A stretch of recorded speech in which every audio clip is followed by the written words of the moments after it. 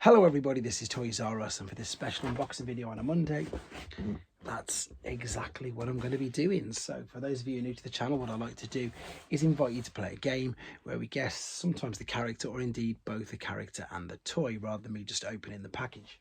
So what we've got in here, actually before we start, I need to thank fellow collector Ferdy Labrie, because this is actually one of his, and he very kindly, as I say, held it for me and then indeed sold it me.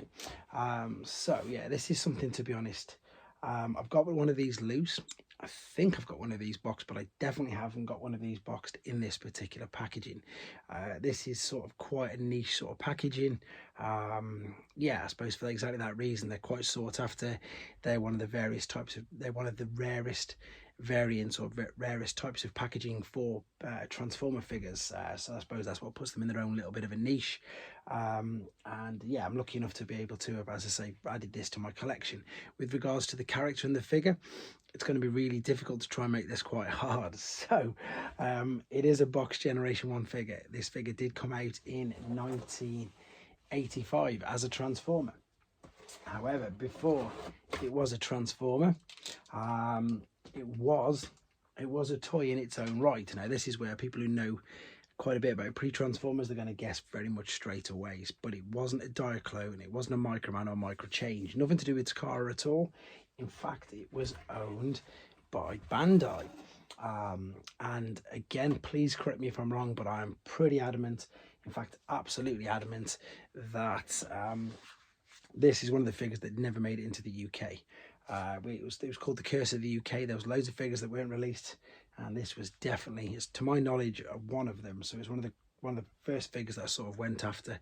Of course, as soon as I had my disposable income and started collecting them again. The thing that makes this, as I say, special is the fact that it is quite a rare figure anyway, but also the packaging, and it's just mainly down to that. Now, it's not sealed, but it is in a lovely little display case, and the final clue I think I can give you is, well, there's two really. Number one is that throughout all of the Generations toy line, in fact the first one, he does have the name, he has exactly the same name, shares a name with another figure, but that's a Micromaster. Same name, same spelling, everything, but obviously very different figures, very different toys.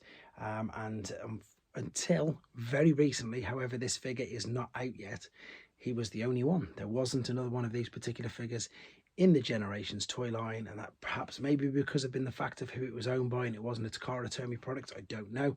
But no other figures of this character in the Transformers Generations toy line, as I say, up until now, but it isn't out yet. It's up for pre-order, but it's available very soon.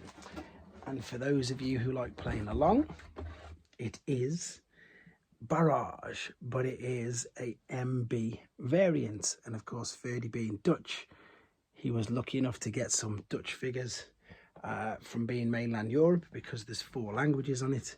But I'll of course show you that in more detail and update my Barrage video on here anyway. So there you go, guys. If you got it, try not to put the name of the character, just put the time that you got it. And of course, thanks for playing along. I'll get a review, proper review of him done very soon. Take care.